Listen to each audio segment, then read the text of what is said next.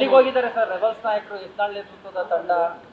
ರಾಜ್ಯಾಧ್ಯಕ್ಷ ಬದಲಾವಣೆ ಮಾಡಬೇಕು ಅನ್ನೋದನ್ನ ಲಿಂಗಿತರು ವ್ಯಕ್ತಪಡಿಸಿದ್ದಾರೆ. ನಾನು ಪಕ್ಷದ ಆಂತರಿಕ ವಿಷಯಗಳ ಬಗ್ಗೆ ನಾನು ಚರ್ಚೆ ಮಾಡೋಕ್ಕೆ ಬಯಸೋದಿಲ್ಲ. ಈಗ ಆಗ್ತಿರುವ ಬೆಳವಣಿಗೆಗಳು ಲಕ್ಷಾಂತರ ಜನ ಕಾರ್ಯಕರ್ತರಿಗೆ ನನ್ನನ್ನು ಸೇರಿ ದುಃಖ ತಂದಿದೆ. ಪಾರ್ಟಿ ಹಿತವನ್ನು ಗಮನದಲ್ಲಿಟ್ಕೊಂಡು ಇವತ್ತು ಆಲೋಚಿಸಬೇಕಾದಂಥ ಅವಶ್ಯಕತೆ ಇದೆ. ಎಷ್ಟೋ ಜನ ತಮ್ಮ ಜೀವನವನ್ನು ಕೊಟ್ಟು ಮನೆ ಮಠವನ್ನು ಹಾಳು ಮಾಡಿಕೊಂಡು ಪಕ್ಷದ ಬೆಳವಣಿಗೆಗಾಗಿ ಅಧಿಕಾರ ಮರೀಚಿಕೆಯಾಗಿದ್ದ ಕಾಲದಲ್ಲಿ ದುಡಿದಿದ್ದಾರೆ. ಇವತ್ತು ಕಾಂಗ್ರೆಸ್ ಪಾರ್ಟಿ ಜನವಿರೋಧಿಯಾಗಿ ವರ್ತನೆ ಮಾಡ್ತಾ ಇದೆ. ಪ್ರತಿನಿತ್ಯ ಮೈಕ್ರೋ ಫೈನಾನ್ಸ್ ಕಾರಣಕ್ಕೆ ಪ್ರತಿನಿತ್ಯ ಸಾವು ತಪ್ಪಿದ್ದಿಲ್ಲ. ಕಳಪೆ ಔಷಧಿಯ ಕಾರಣಕ್ಕೆ ಬಾಣಂತಿಯರು ಹಸುಗೂಸುಗಳು ಸಾವನ್ನಪ್ತಾ ಇದ್ದಾರೆ. ಅಭಿವೃದ್ಧಿ ಅನ್ನೋದು ಅದು ನಿಂತ ಸ್ಥಿತಿಯಲ್ಲೇ ನಿಂತಿದೆ. ಅಭಿವೃದ್ಧಿ ಅನ್ನೋದು ಯಾವ ರೀತಿ ಒಂದು ಆಡಳಿತ ಪಕ್ಷದ ಶಾಸಕರಿಗೇ ಅಸಹನೆಯನ್ನು ನಿರ್ಮಾಣ ಮಾಡಿದೆ. ವಿರೋಧ ಪಕ್ಷಗಳು ಟೀಕೆ ಮಾಡೋದು ಸ್ವಾಭಾವಿಕ. ಆಡಳಿತ ಪಕ್ಷದವರಿಗೆ ಅಸಹನೆಯನ್ನು ನಿರ್ಮಾಣ ಮಾಡಿದೆ. ಇಂಥ ಸಂದರ್ಭದಲ್ಲಿ ನಾವು ಜನರ ಪರವಾಗಿ ಜನಹಿತವನ್ನು ಗಮನದಲ್ಲಿಟ್ಕೊಂಡು ಹೋರಾಟ ಮಾಡೋದು ನಮ್ಮ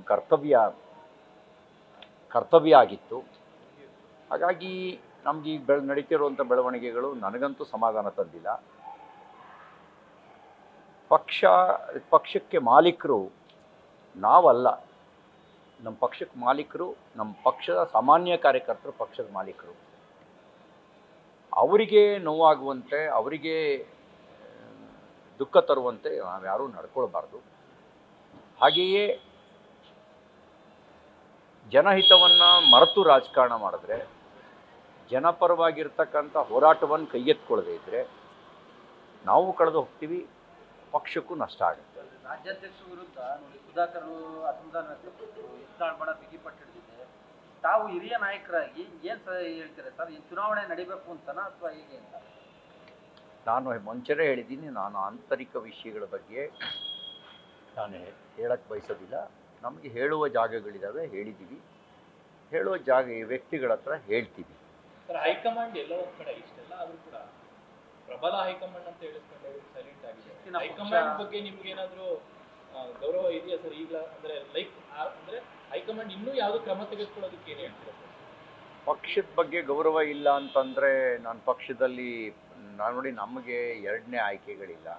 ಸೈದ್ಧಾಂತಿಕ ಕಾರಣಕ್ಕೆ ನಾವು ಭಾರತೀಯ ಜನತಾ ಪಾರ್ಟಿನ 35 ವರ್ಷಗಳ ಹಿಂದೆ ಆರಿಸ್ಕೊಂಡಿದ್ದು. 36 ವರ್ಷಗಳ ಹಿಂದೆ ಆರಿಸ್ಕೊಂಡಿದ್ದು ಸೈದ್ಧಾಂತಿಕ ಕಾರಣಕ್ಕೆ. ಹಾಗಾಗಿ ನಮಗೆ ಎರಡನೇ ಆಯ್ಕೆ ಇಲ್ಲ. ಸುಖ ದುಃಖಗಳ ನಡುವೆನೂ ಪಕ್ಷದ ಜೊತೆಗೇ ಇರ್ತೀವಿ. ಪಕ್ಷವನ್ನು ಸರಿ ಮಾಡಬೇಕಾಗಂತ ಪ್ರಾಮಾಣಿಕವಾಗಿರುವ ನಮ್ಮ ಪ್ರಯತ್ನ ನಾವು ಮಾಡೇ ಮಾಡ್ತೀವಿ. ಹೈಕಮಾಂಡ್ ಎಲ್ಲೋ ಒಂದು ಕಡೆ ಹಿಂದೇಟ್ ಆಗ್ತಿದೆಯಾ ಇದನ್ನು ಸರಿ ಮಾಡೋದಕ್ಕೆ? ಯಾಕೆ ಹೈಕಮಾಂಡ್ ಮುಂದೆ ಬರ್ತಿಲ್ಲ? ನಾನು ಅವ್ರ ಮನಸ್ಸಿನಲ್ಲಿ ಏನಿದೆ ಅನ್ನೋದನ್ನು ನಾನು ಹೇಳಕ್ಕೆ ಬರಲ್ಲ, ಅವರೇ ಹೇಳಬೇಕು. ಸರ್, ಈಗ ನಿಮ್ಮನ್ನು ಸೇರಿದಂತೆ ಆರೋಪ ಕೆಲವು ಹಿರಿಯರನ್ನ ಕಡೆಗಣಿಸ್ತಾ ಇದ್ದಾರಂತ ರಮೇಶ್ ಜಾರಕಿಹೊಳಿ ನಾನು ಯಾವುದನ್ನು ಸಾರ್ವಜನಿಕ ಕಾಮೆಂಟ್ ಮಾಡೋಕ್ಕೆ ಬಯಸೋದಿಲ್ಲ ಅಂತ ನಾನು ಹೇಳಿದ್ದೀನಿ. ನನಗೆ ಒಬ್ಬ ಸಾಮಾನ್ಯ ಕಾರ್ಯಕರ್ತನಾಗಿದ್ದವನಿಗೆ ರಾಷ್ಟ್ರೀಯ ಪ್ರಧಾನ ಕಾರ್ಯದರ್ಶಿಯವರೆಗೂ ಕೆಲಸ ಮಾಡುವ ಅವಕಾಶವನ್ನು ಪಕ್ಷ ಕೊಟ್ಟಿದೆ. ಒಂದಲ್ಲ ಒಂದು ಕೆಲವು ಕಾಲ ನಾವು ನೇಪಥ್ಯಕ್ಕೆ ಸರಿದ್ವಿ ಅಂತ ಹೇಳಿದ್ರೆ ಶಾಶ್ವತವಾಗಿ ನೇಪಥ್ಯಕ್ಕೆ ಸರಿದಿದ್ದೀವಿ ಅಂತ ನಾನು ಭಾವಿಸೋದಿಲ್ಲ. ಸಂಕಷ್ಟವೂ ಕೂಡ ನಮ್ಮ ಸಾಮರ್ಥ್ಯವನ್ನು ಹೆಚ್ಚಿಸೋದಕ್ಕೆ ಬರೋದು, ನಮ್ಮ ಆತ್ಮವಿಶ್ವಾಸವನ್ನು ಪರೀಕ್ಷೆ ಮಾಡೋಕ್ಕೆ ಬರೋದು. ನಾನು ನನ್ನ ಜೀವನದಲ್ಲಿ ಬರುವ ಸಂಕಷ್ಟಗಳನ್ನು ನಾನು ಸಾಮರ್ಥ್ಯವನ್ನು ಹೆಚ್ಚಿಸೋದಕ್ಕೆ ಮತ್ತು ಆತ್ಮವಿಶ್ವಾಸವನ್ನು ಪರೀಕ್ಷೆ ಮಾಡೋಕ್ಕೆ ಅಂತಲೇ ಅಂದ್ಕೊಂಡಿದ್ದೀನಿ. ಸಂಕಷ್ಟ ಕಾಲದಲ್ಲಿ ಹಿಂದೆಡೆ ಇಟ್ಟಿಲ್ಲ. ಕಾಲ ಹೀಗೆ ಇರೋದಿಲ್ಲ ಅನ್ನುವಂಥದ್ದು ಭಗವದ್ಗೀತೆಯಲ್ಲಿ ಕೃಷ್ಣ ಬರೀ ಅರ್ಜುನನಿಗೆ ಮಾತ್ರ ಹೇಳಿದ್ದಲ್ಲ, ನಮ್ಮಂಥವ್ರು ಎಲ್ರಿಗೂ ಹೇಳಿದ ಮಾತು ಕೃಷ್ಣ ಹೇಳಿದ್ದು. ಕಾಲ ಹೀಗೆ ಇರೋದಿಲ್ಲ, ಕಾಲ ಸರಿಲೇಬೇಕು. ನೋಡೋಣ. ಈಗ ದನ ಕದ್ದವರನ್ನ ನಾನೇ ಗುಂಡಿಟ್ಟುಕೊಳ್ತೀನಿ ಅಂತ ಸಚಿವ ಮಾಂಕಾಳ್ ವೈದ್ಯ ಹೇಳಿಕೆಯನ್ನು ಕೊಟ್ಟಿದ್ದಾರೆ. ಅವರ ಎಮೋಷನ್ಸ್ನ ಭಾವನೆಗಳನ್ನು ನಾವು ಗುರುತಿಸ್ಬೇಕು.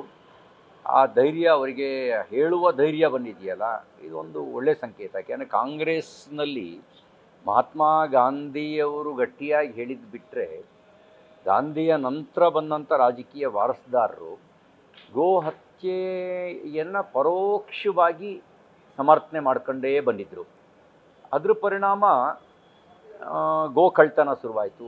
ಅದ್ರ ಪರಿಣಾಮ ಹಾಡು ಹಗಲೇ ಗೋ ಹತ್ಯೆ ಮಾಡಿ ಗರ್ಭದ ಹಸುವನ್ನು ಕೊಂದು ವಿಡಿಯೋ ಮಾಡುವಂಥ ವಿಕೃತ ಮನಸ್ಥಿತಿ, ಆ ಧೈರ್ಯ ಬರೋಕ್ಕೆ ಕಾರಣ ಏನಾಗಿದ್ದು ಅಂದರೆ ಗಾಂಧಿ ಪಥವನ್ನು ಕಾಂಗ್ರೆಸ್ ಮರೆತಿದ್ದ ಕಾರಣಕ್ಕಾಗಿ. ಹಾಗಾಗಿ ಆ ಧೈರ್ಯ ಬಂದಿದೆಯಲ್ಲ, ಅವ್ರು ಹತ್ಯೆ ಮಾಡಬೇಕು ಅಂತ ನಾನು ಬಯಸೋದಿಲ್ಲ, ಗೋ ಹತ್ಯೆ ಮಾಡಿದವ್ರನ್ನ ಗುಂಡಿಟ್ಟು ಕೊಲ್ಲಿ ಅಂತ ನಾನು ಬಯಸೋದಿಲ್ಲ.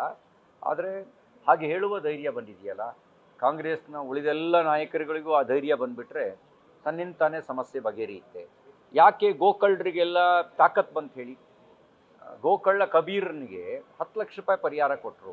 ಅವನು ಎನ್ಕೌಂಟರ್ನಲ್ಲಿ ಸತ್ತಾಗ ನವೀನ್ ನಾಯ್ಕನ ಜೈಲಿಗೆ ಹಾಕಿದ್ರು. 302 ಕೇಸ್ ಮಾಡಿ ಅಲ್ಲಿಯ ಕಾನ್ಸ್ಟೇಬಲ್ಲು ಆಗಿದ್ದಂಥ ನವೀನ್ ನಾಯ್ಕನ್ನ ಜೈಲಿಗೆ ಕಳಿಸಿದ್ರು. ಆ ಮೂಲಕ ಒಂದು ಸಂದೇಶ ಕೊಟ್ಟರು, ಕೆಟ್ಟ ಸಂದೇಶನ.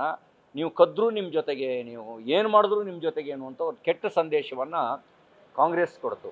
ಅದ್ರ ಪರಿಣಾಮ ಹೀಗಾಗಿದೆ. ಕಾಂಗ್ರೆಸ್ನ ಒಬ್ಬ ಶಾಸಕ ಈಗ ಹೇಳಿರೋದು, ಅವ್ರ ಧೈರ್ಯ ಉಳಿದವರಿಗೂ ಬರಲಿ, ಅವ್ರು ಹತ್ಯೆ ಮಾಡಬೇಕು ಅಂತ ನಾನು ಬಯಸೋದಿಲ್ಲ. ಆದರೆ ಹೀಗೆ ಹೇಳಿದ್ರೆ ಗೋ ಹತ್ಯೆ ಮಾಡುವವರಿಗೆ ಒಂದು ಸಂದೇಶವಾದರೂ ಹೋಗುತ್ತೆ.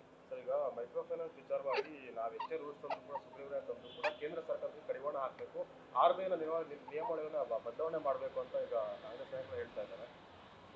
ನೋಡಿ, ಈಗ ಧರ್ಮಸ್ಥಳ ಗ್ರಾಮೀಣಾಭಿವೃದ್ಧಿ ಸಂಸ್ಥೆ ಇದೆ, ಜನರ ಬದುಕನ್ನು ಸುಧಾರಿಸುವ ಕೆಲಸ ಮಾಡ್ತಾ ಇದೆ. ಅದು